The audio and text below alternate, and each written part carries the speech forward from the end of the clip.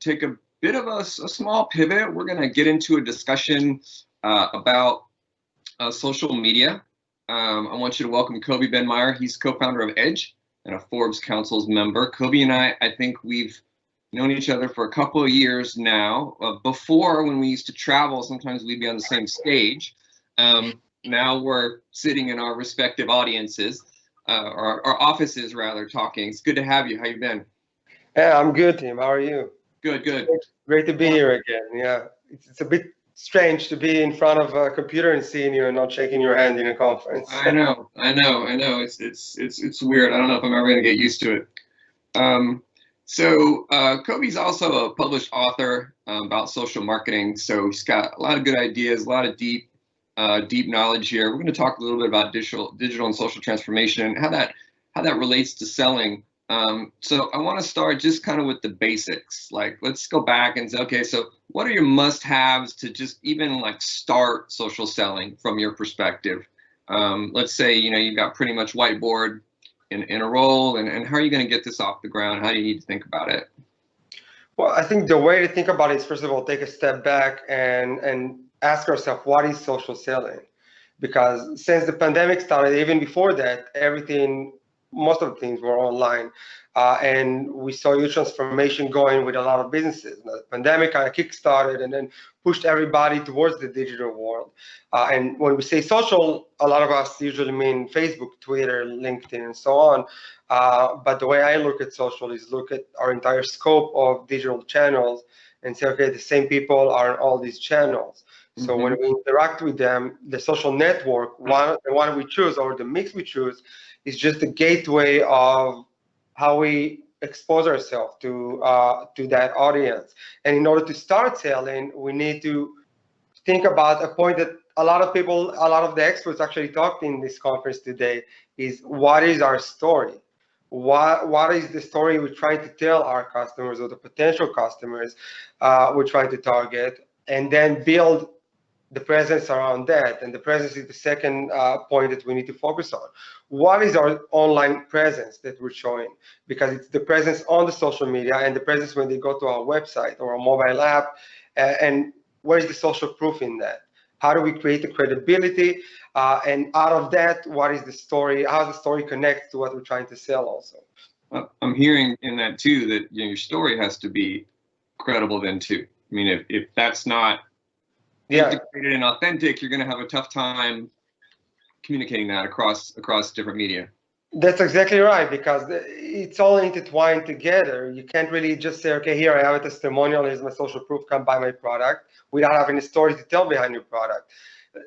From any category you go in our industry, in the financial service industry, you see that there are multiple services, pretty much the same thing from multiple brands. And the thing that separates them is the story. It's what's the value, what's the core value of the product. And it's not enough to just say, this is what we're about. You actually need to make it interesting, to make it engaging to the audience. And content is the king. We all say that. I think you heard me say it 3 years ago when everybody was still, okay, let's create lead and let's do everything with the CPL-based marketing. And it shifted because when you get the target connected to your story through the content you produce, and that content could be a variety of things, you can generate better results. And the ROI is a lot better when you do that, even if it sometimes feels like you do a bit of a brand awareness, because when you go on social media, you're trying to get to the right target. And with all the changes that all the networks are deploying, with all the privacy issues, and like Nate just mentioned, with the cookie changes, the technology itself changes. So you're not able to target the same person the same way you could have targeted that 3 or 4 years or 5 years ago, especially on Facebook and Twitter with all the changes they've been through. And that's going to continue changing. And the only way for us to hit a target in a broader audience is by having a very focused story to tell and hoping that the right eyes see that. And we see that, and that kind of brings me on to one of the next points. So maybe we should move on, because the story is the key here, is the key to open that door to a better success with your campaigns on social media and online in general. Yeah, I think I think, and two, what we've heard earlier, I think you and I have talked about this, is that not only does the story have to be true, the experience that you have with the firm, and I think that these days, what you see on social, especially younger demos, it's just endemic. I mean, it's like water, like air. So what you're putting out has to make sense with who you are. And if it doesn't, there's that weird, that weird disconnect you feel like when you're like, this just isn't holding together. So a lot of weight, I think that what you're talking about, a lot of weight needs to be put on getting that right. So walk me through, like, let's take me. I'm at a firm and I need to get my story right. I need it, and I'm coming to you, right, as my thought partner, and I'm going to do what people do. It's like, we got to get this social thing figured out, Kobi. I got to get on social. So walk me through, how should I think about that now? Because you've marked a serious change in the industry. Let's say over the past 3 years, right, 4 years, everything's really changed. How do I need to think about this today as I move forward? Well, first I'll ask you, what is your goal to get on social? What are you trying to achieve? If you come to me and you tell me I'm trying to get more clients, fine. Okay, that's the goal for everything you're doing. What is your goal? Focus, what are you trying to achieve with the channel? And it's a practice you're trying to do with any campaign you're running, but especially on social. Because it's such a big ocean of targets, we have to try and focus what we're trying to achieve. Now, it's no longer just brand awareness or generating results. The way I see it, social is a tool for us to reach to our audience in a way like we used to do email marketing. Email marketing is somehow still effective, but not as effective as it used to be, especially when you blast out so many, everybody's doing it. So how do you stand out, and what is your goal to stand out? And that brings us to, okay, we're trying to get more customers. We're trying to tell our story the way we want to tell it. What is the plan to get to that? Okay, how do we produce the right content?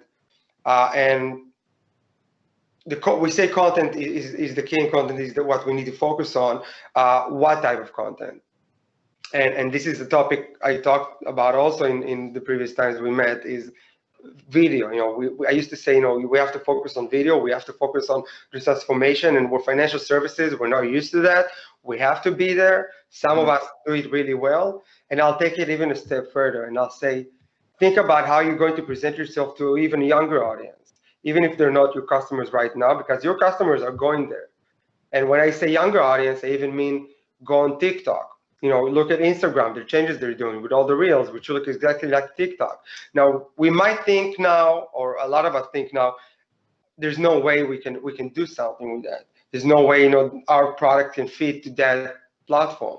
But we have to be creative enough to adjust our way of thinking to say we can also do something with 15-second ads, maybe partner up with TikTokers that might fit our demographic, because you do see it shifting slowly, but it's shifting, especially when Instagram is doing the changes it's doing right now with the reels.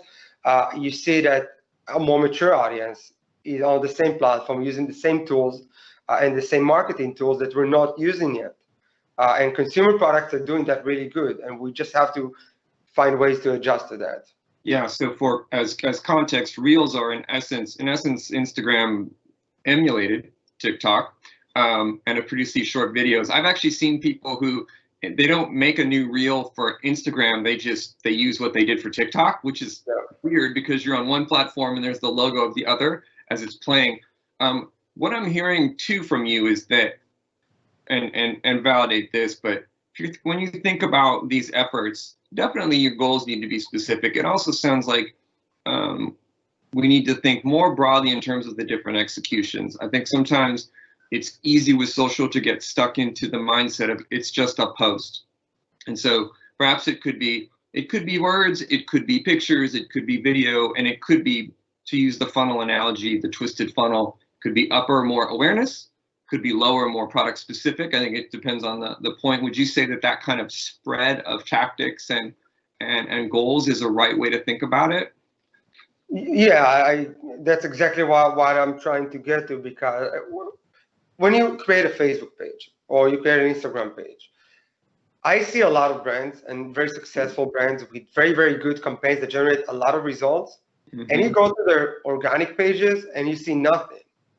And the reason for that is because of the changes the networks and Facebook implemented into their product, that changes the way people view the content. And for us as brands, as companies, we need to put out the campaigns and the budget behind it in order to get to these people. So putting out a post on our page, as good as it might be, and even if the story is great, is not enough today. And it has to be complemented with the ad campaign. It can be very similar content, it can be the same content, but we need to be careful not to push the call to action too much also with that content in order to try to get the engagement. The best engaging content is the one that talks to our audience in a way that we're not trying to oversell it to them, that they understand it's a product, it's a service, but we come from an angle that they understand why they need this product, why they need or they want to work with us, and not why we want them to buy this product from us. And that's the change in thinking that we have to implement here. And when we connect to Reels or TikTok, you said it's imitating TikTok. That's what happens when you don't agree to a purchase order from Mark. Basically, that's what he did with Snapchat. But our audience is there, and if one way I can think about how you can take content to adjust to Reels is we learned how to do stories, right? We used to do only postings, we used to do only ads, image ads. We shifted to do video ads, and then we changed it to be story ads. So stories are not essentially different than Reels or TikToks. They're 15 seconds, they're pretty fast. We just, instead of swiping and seeing more stories as ads, this is exactly what they're gonna see when they swipe up the Reels. So what message are we trying to convey in the 15 or 30 seconds that they see it and they'll click the like, because they're not gonna get to our website probably from that. So that connects to the brand awareness part of things, that they're exposed to that, they might like it. Because they liked it and they were exposed to that, then we could come back and target them with a more specific messaging on maybe their feed, maybe directly to their messenger box, which everything is connected now with Facebook and Instagram, and in a way that will be more engaging to them. And not to expect direct results from the ads, even though we will see good CTR on the ads and we will get leads or customers coming to our product pages. It's just something to keep in mind.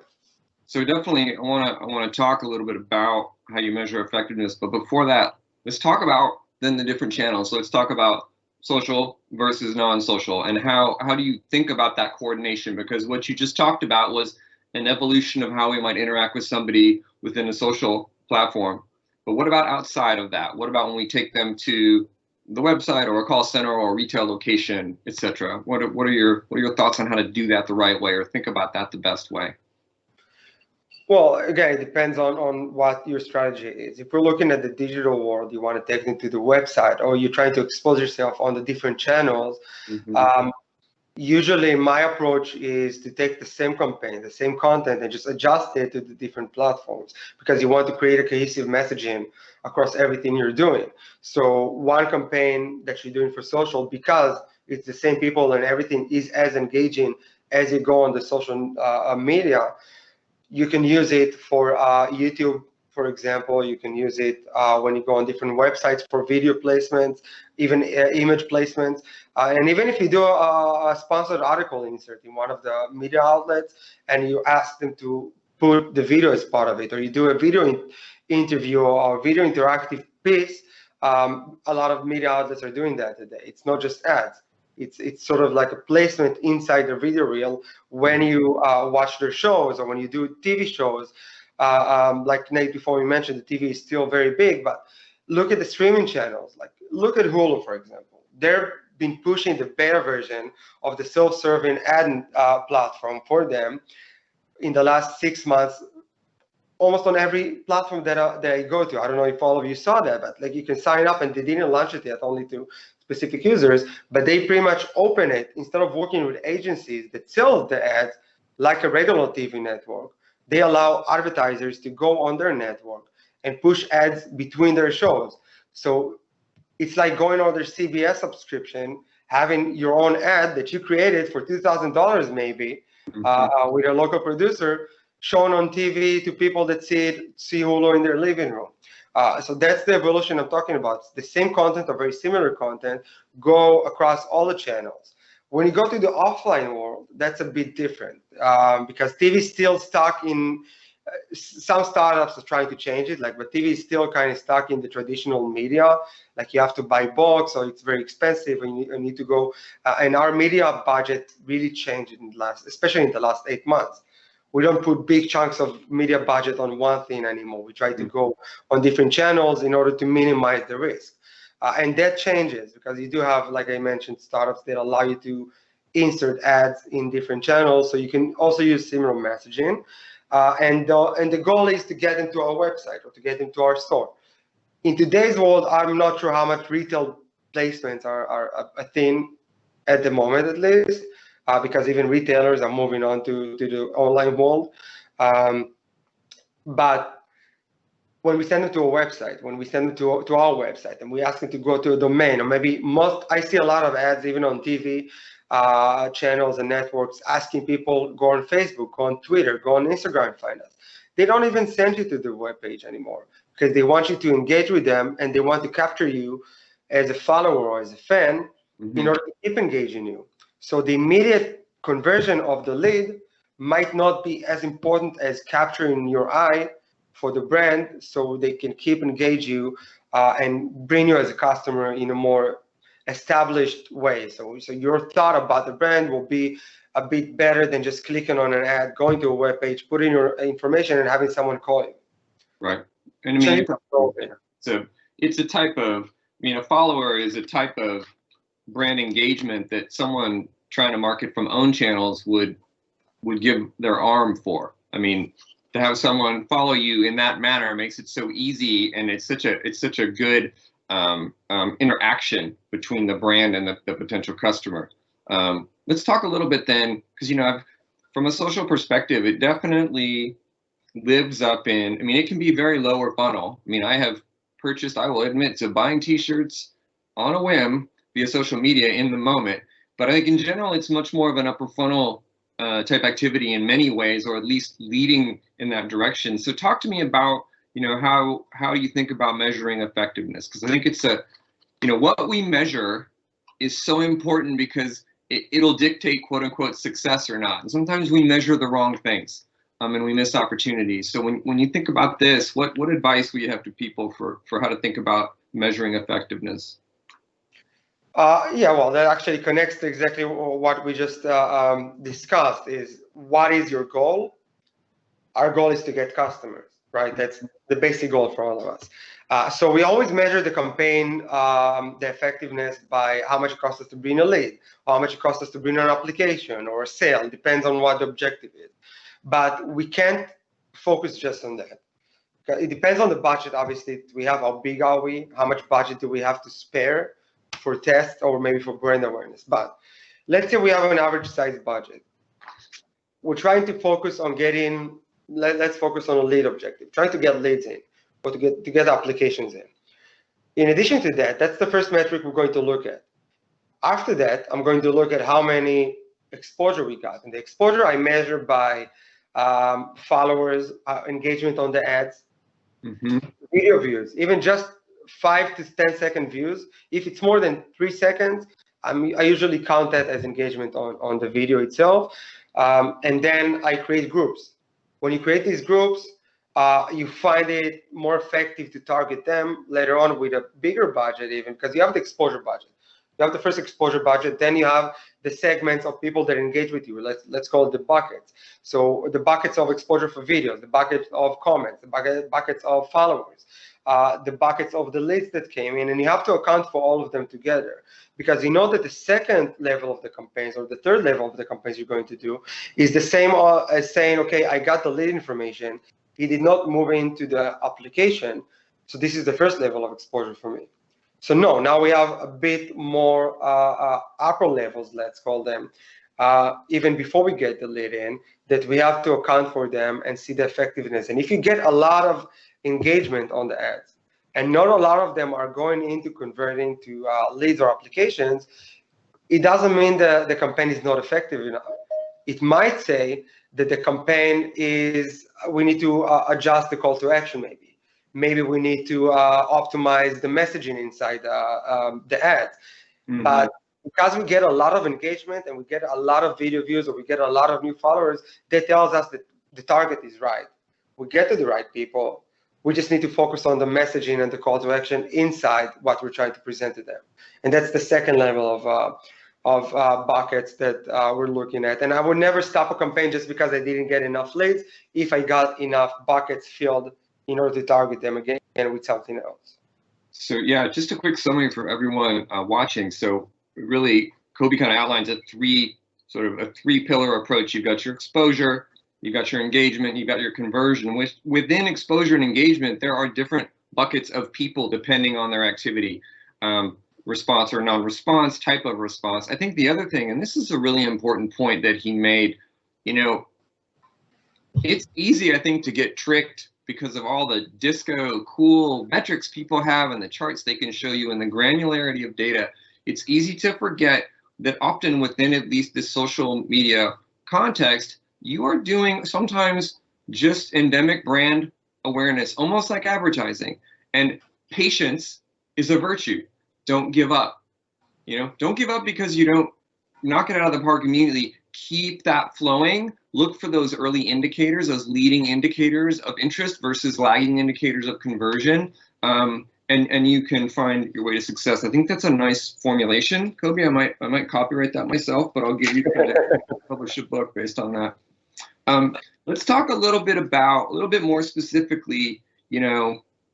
Like, what are your tips on diagnosing when things aren't working? I get how you can look at numbers go down or they're flat and I don't like them, but what are some of the things you've learned over the last several years that are kind of like those expert tips about things that start to tell you maybe we have a problem, or how do you go in and try and fix those items?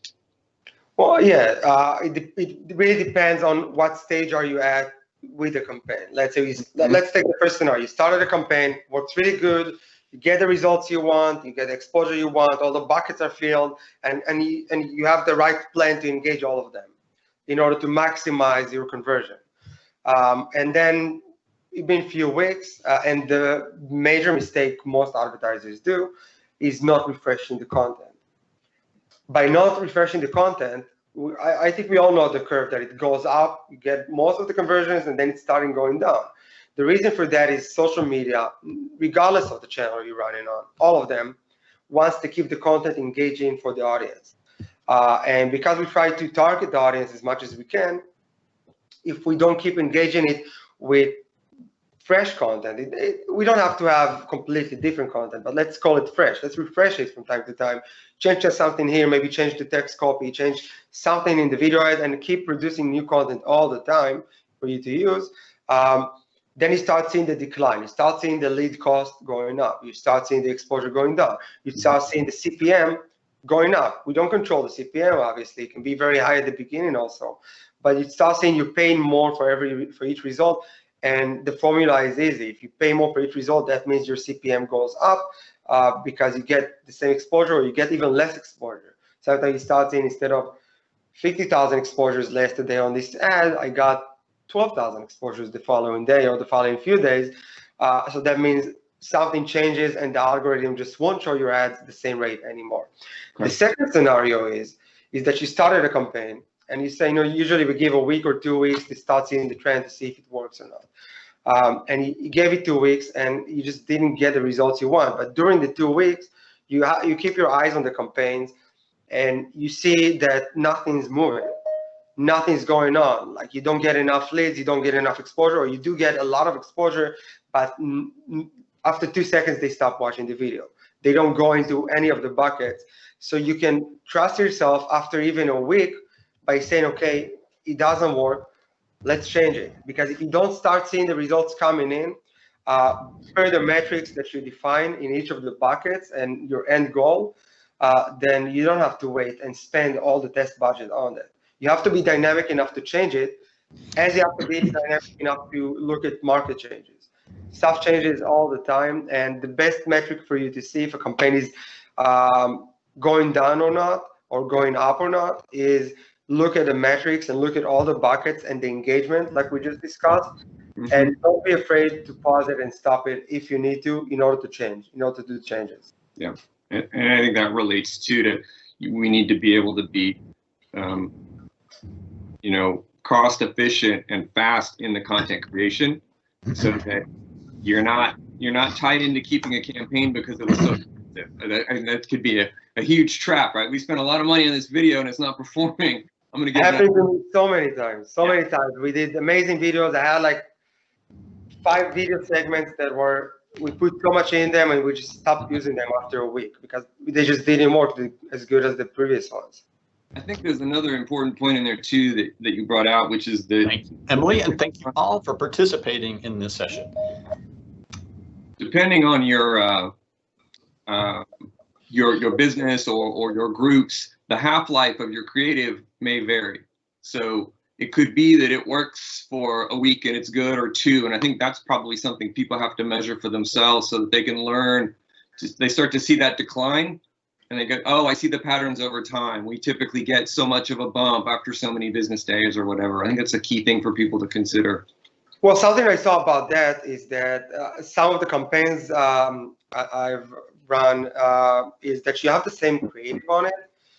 Even if you just add something new, and it's not for 100% of the cases, even if you just added something new, but the old piece is still there, the older piece will still perform in the same rate just because you have new content added on top of that. Because the algorithm allows you to get more exposure on the several type of ads that you have. And also, I think it's pretty basic, so I didn't touch that, so I'll just say it. Never have just one piece of content in an ad set. Never have just one ad. You need to have multiple variations for you to adjust it, to optimize it, and also to allow the system to work on it.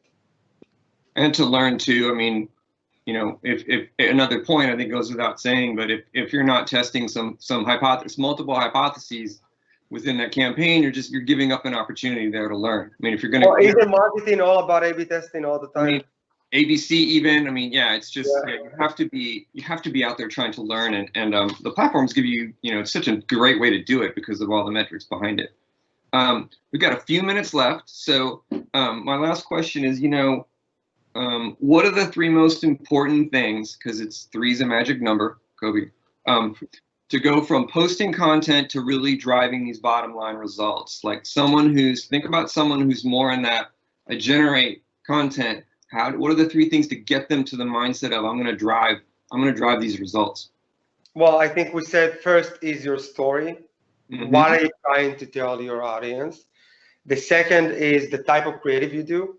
Don't be afraid to shy off to places that you might think are not relevant to your product. A good example was the campaigns that I presented before with the creative, funny approach for selling money to people. Yeah. And third is define your optimization goals in a way that you don't lock yourself into one bucket.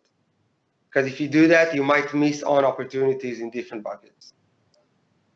Talk a little bit more about your different buckets. Can you give me a concrete example? First one is generating the end, maybe a lead or maybe a sale. Second one is exposure, and that exposure can be split into several buckets: engagement on the ads and views on your video content. Third one is the gained followers that you get. And even gained followers and website clicks, because it's the same. Even if they went to the website, instead of filling out the information, you capture them. You have them in a bucket. So these 3 buckets are pretty dynamic. You can define them based on your needs and based on your campaign. But if you look at them, you say, okay, maybe I didn't get enough leads. But then when I targeted, I did a sub-campaign on the other 2 buckets, then I got enough leads to compensate on what I didn't get in the first interaction point. So it's really important for you to try and analyze, try and break it down based on the product and service that you offer. Now, I'm not saying you always have 3 buckets. Maybe your goal and your investors and everybody wants you to just get the leads. But if you do have the flexibility, you need to try and do that. You just get better results like that. That's awesome. So we're at time. You're like literally right on the number for time. It's good to see you again. thanks for participating. I know we'll see each other again. Everybody who's watching, if you do have questions, feel free to reach out and connect via the platform with Kobi. He is a wealth of information.